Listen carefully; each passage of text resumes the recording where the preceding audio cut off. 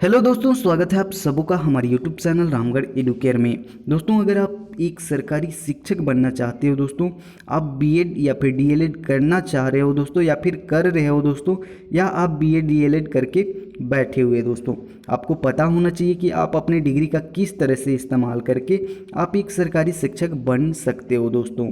इस वीडियो के माध्यम से मैं आपको सीटेट और टेट के बारे में भी बताने वाला हूं दोस्तों। वीडियो काफ़ी ज़्यादा महत्वपूर्ण है। आपसे रिक्वेस्ट रहेगी कि आप वीडियो को पूरा देखें और अच्छे से समझने का प्रयास करें दोस्तों, ताकि आगे चलकर आपको किसी भी तरह का प्रॉब्लम ना हो दोस्तों, और आप अच्छे से रणनीति बनाकर अच्छे से प्लानिंग करके आप एक सरकारी शिक्षक बन सकते हो दोस्तों। तो दोस्तों, सबसे पहले आपको मैं यहाँ पर बता दूँ कि शिक्षक जो होते हैं दोस्तों, बेसिकली प्राइमरी लेवल के लिए होते हैं, कक्षा 1 to 5 के लिए होते हैं, क्लास 1 से 5 तक के लिए होते हैं दोस्तों, उनको प्राइमरी टीचर बोला जाता है। अपर प्राइमरी टीचर जो होते हैं दोस्तों, क्लास 6 to 8 के लिए होते हैं दोस्तों। टीजीटी टीचर होते हैं दोस्तों क्लास 9 से 10 के लिए, मतलब 9वीं और 10वीं में जो पढ़ाते हैं दोस्तों, उनको टीजीटी टीचर बोला जाता है। पीजीटी टीचर दोस्तों क्लास 11th और 12th में जो पढ़ाते हैं, उनको पीजीटी टीचर बोला जाता है दोस्तों। उसके बाद प्रोफेसर और लेक्चरर आपको पता ही है दोस्तों, कॉलेज और यूनिवर्सिटीज़ में दोस्तों primary teacher, upper primary teacher, TGT, PGT teacher बनने के लिए आपके पास कौन कौन सी योग्यताएं होनी चाहिए, कौन कौन सा एग्ज़ाम आपको पास करना होता है दोस्तों, मैं सारी चीज़ें आपको इस वीडियो के माध्यम से बताने वाला हूं। तो आप वीडियो को बिल्कुल भी स्किप मत करना और अच्छे से समझने का कोशिश करना। सबसे पहले मैं थोड़ा सा यहाँ आपको और बता दूँ कि सीटेट और टेट क्या होता है दोस्तों। बहुत सारे लोग कंफ्यूज रहते हैं कि सीटेट और टेट क्या होता है। तो टेट दोस्तों, टेट स्टेट लेवल द्वारा कंडक्ट की जाती है।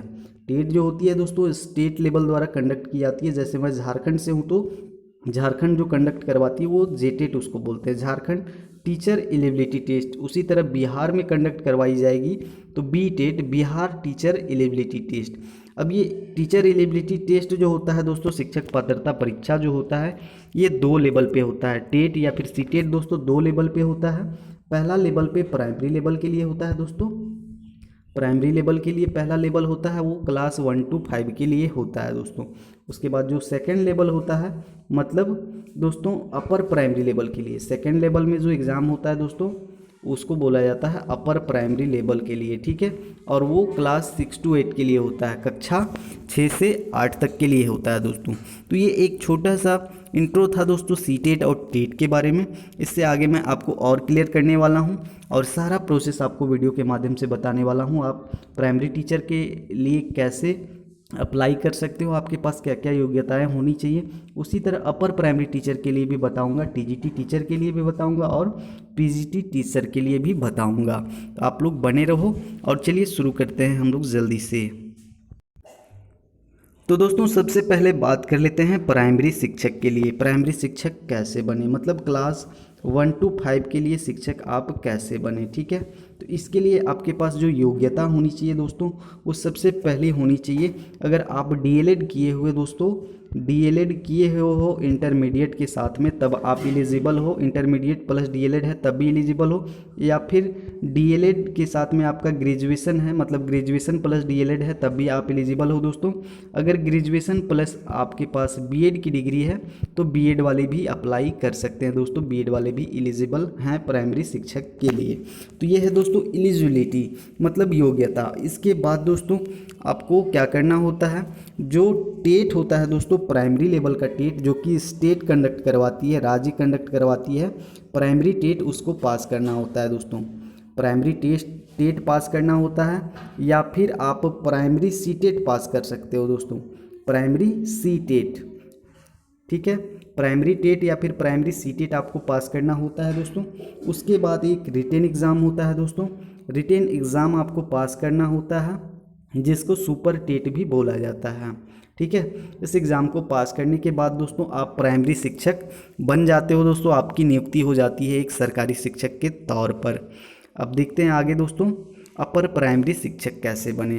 तो इसके लिए एलिजिबिलिटी पहले बता दूं, अगर आपके पास ग्रेजुएशन प्लस डीएलएड की डिग्री है, ठीक है, इसको बीटीसी भी बोलते हैं, डीएलएड की भी डिग्री है दोस्तों, ग्रेजुएशन प्लस डीएलएड या फिर ग्रेजुएशन प्लस बीएड, ठीक है। ग्रेजुएशन प्लस बीएड की डिग्री है तब आप एलिजिबल हो जाते हो अपर प्राइमरी शिक्षक के लिए। ठीक है, तो इसके लिए दोस्तों आपके पास स्नातक में एटलीस्ट 50% मार्क्स होने चाहिए। ठीक है, 50% मार्क्स होने चाहिए दोस्तों। उसके बाद आपको अपर प्राइमरी लेवल का जो टेट होता है दोस्तों, अपर प्राइमरी लेवल का जो टेट होता है उसको पास करना होता है दोस्तों, या फिर अपर प्राइमरी लेवल का जो सी टेट होता है उसको पास करना होता है। इसको पास करने के बाद फिर एक रिटेन एग्ज़ाम होता है दोस्तों। उस रिटेन एग्ज़ाम को पास करने के बाद आपकी नियुक्ति हो जाती है सीधे सीधे अपर प्राइमरी शिक्षक के लिए दोस्तों। अब बात कर लेते हैं टीजीटी शिक्षक के लिए। टीजीटी शिक्षक जो होते हैं दोस्तों क्लास 9 to 10 मतलब 9वीं और 10वीं के लिए होते हैं दोस्तों। इसके लिए आपके पास योग्यता होना चाहिए graduation plus B Ed, graduation plus B Ed की डिग्री होनी चाहिए दोस्तों टीजीटी शिक्षक के लिए। ठीक है, इसके लिए दोस्तों आपको पास करना होता है, एक एग्ज़ाम आता है टीजीटी शिक्षक बहाली के लिए, एक एग्ज़ाम होता है दोस्तों। उस एग्ज़ाम को आपको सीधे पास करना है।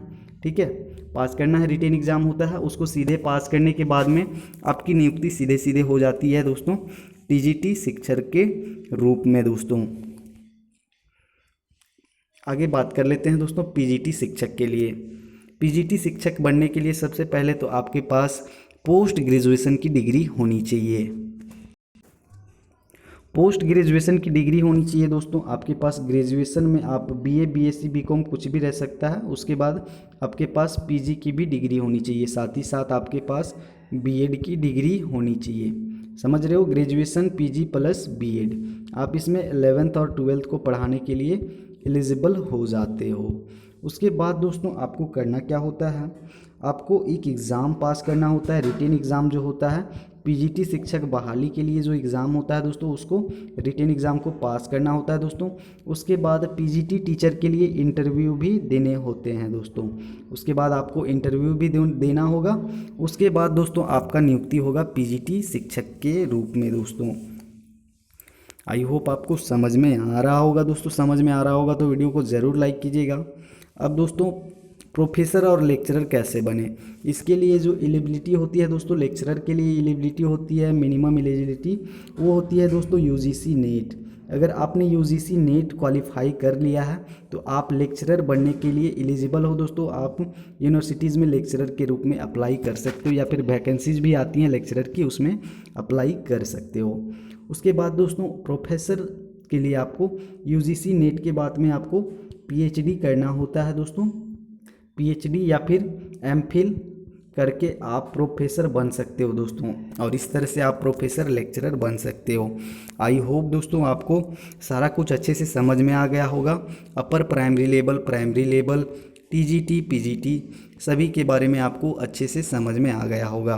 फिर भी कुछ डाउट्स रहते हैं, कुछ क्वेश्चंस रहते हैं तो आप कमेंट सेक्शन में पूछ सकते हैं दोस्तों। मैं कोशिश करूँगा आप लोगों को रिप्लाई करने की। तो दोस्तों आज का वीडियो बस इतना ही था। उम्मीद करता हूँ आपको जानकारी मिली होगी, वीडियो ज़रा सी भी इन्फॉर्मेटिव लगी होगी तो वीडियो को लाइक कर देना। चैनल में पहली बार आया है तो चैनल को सब्सक्राइब जरूर कर देना।